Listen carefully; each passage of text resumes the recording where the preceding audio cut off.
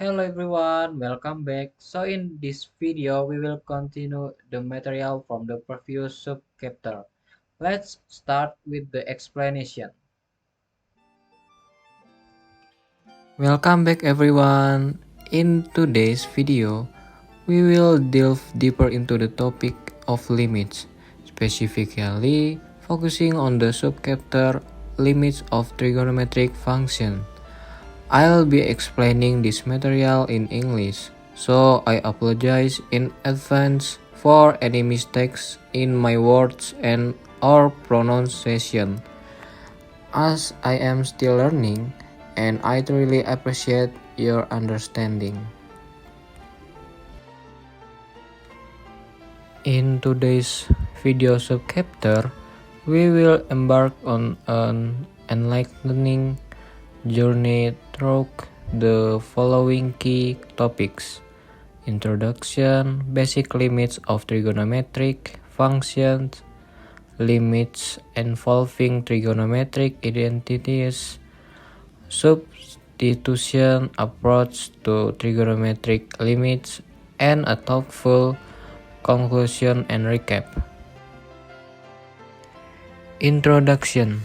Welcome to the third subchapter of our calculus journey. In this section, we will delve into the fascinating world of limits as they apply to trigonometric functions. Trigonometric functions, such as sine and cosine, introduce unique challenge and insight into the concept of limits.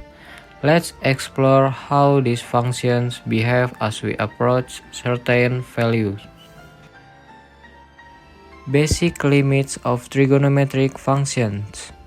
Firstly, let's understand the basic limits of trigonometric functions. We'll focus on the sine and cosine functions and investigate their behavior as the input angle approaches zero. Through clear examples, we will uncover the fundamental principles that govern the limits of these trigonometric functions. Limit involving. Introduction. Trigonometric functions such as sine, sin x, and cosine cos x exhibit unique behavior as the input angle approach specific values.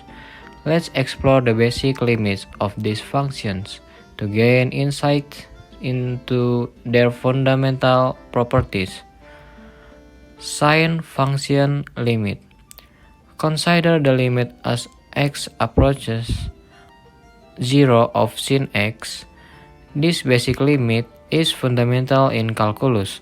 By evaluating limit as x goes to 0 of sin x, we discover that the sine function approaches 0 as the angle x gets arbitrarily close to 0. This is a crucial concept and often serves as a building block for more complex trigonometric limit calculations. Cosine function limit. Next, let's delve into the limit as x approaches 0 of cos x, similar to the sine function. Limit as x goes to 0 of cos x reveals that the cosine of an angle approaching 0 tends to 1. Understanding this behavior is essential in various applications, such as calculus and physics. General insights. In general, as the angle approaches 0 for both sine and cosine functions, they exhibit specific patterns. These patterns are crucial to comprehend when dealing with trigonometric limits in more advanced scenarios. The basic limits we've explored lay the groundwork for tackling more complex trigonometric expressions. In this brief exploration, We've uncovered the fundamental behavior of sine and cosine functions as the input angle approach zero. These insights will prove invaluable as we progress into more intricate aspects of trigonometric limits. Stay tuned for the next segment where we'll delve into limits involving trigonometric identities. Limits involving trigonometric identities. Moving forward, we'll explore limits that involve trigonometric identities. These identities, such as the Pythagorean identity, play a crucial role in simplifying expressions and understanding the behavior of trigonometric functions in the context of limits. By applying these identities, we can navigate through more complex limit calculations. Introduction. Trigonometric identities play a crucial role in simplifying expressions and understanding the behavior of trigonometric functions in the context of limits. In this segment, we will explore how these identities influence limit calculations and enhance our ability to analyze complex trigonometric expressions. Pythagorean identity. One fundamental trigonometric identity is the Pythagorean identity. Sine squared x plus cosine squared x is equal to 1. We'll see how leveraging this identity helps simplify expressions involving sine and cosine functions. Understanding how this identity interacts with limits provides valuable insights into limit evaluations involving trigonometric functions. Example problem 1. Let's apply the Pythagorean identity to evaluate a specific limit. We'll encounter an expression like sin x in the numerator and cos x in the denominator. By employing the Pythagorean identity, we'll see how the limit simplifies and yields a more manageable result. Conclusion and recap.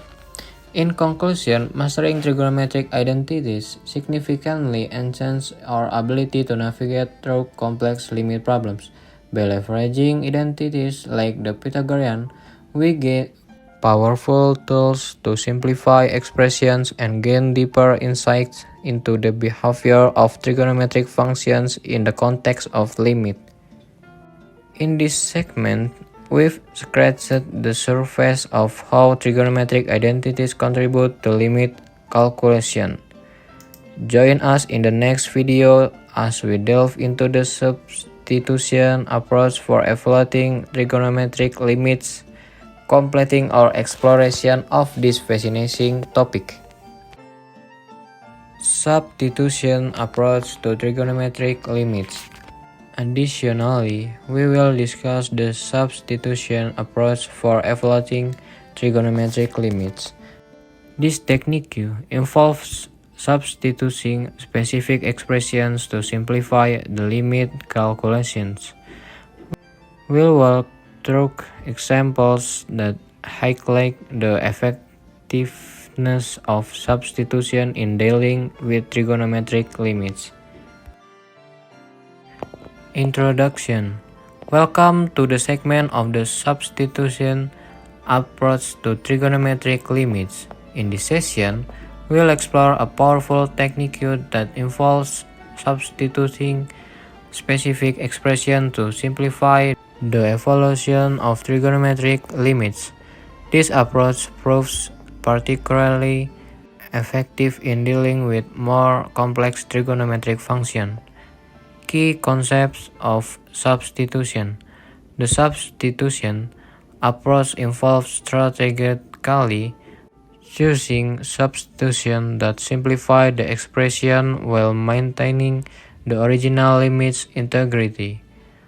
We'll focus on cases where trigonometric functions are involved, and substitutions like u equals sine of x or u equals cosine of x can be employed to streamline the calculation.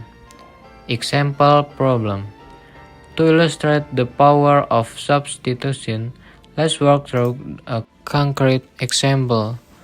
Suppose we have a limit involving a trigonometric function, and applying direct evaluation seems challenging. By strategically choosing an appropriate substitution, we'll see how the expression transforms into a more manageable form, allowing us to easily compute the limit. Considerations and tips. While the substitutions approach is a potent tool, it requires a keen understanding of the trigonometric functions involved and careful selection of substitutions. We'll discuss considerations of and tips to enhance your proficiency in applying this technique effectively. Conclusion. In conclusion, the substitution approach to trigonometric limits is a valuable skill in your calculus toolkit.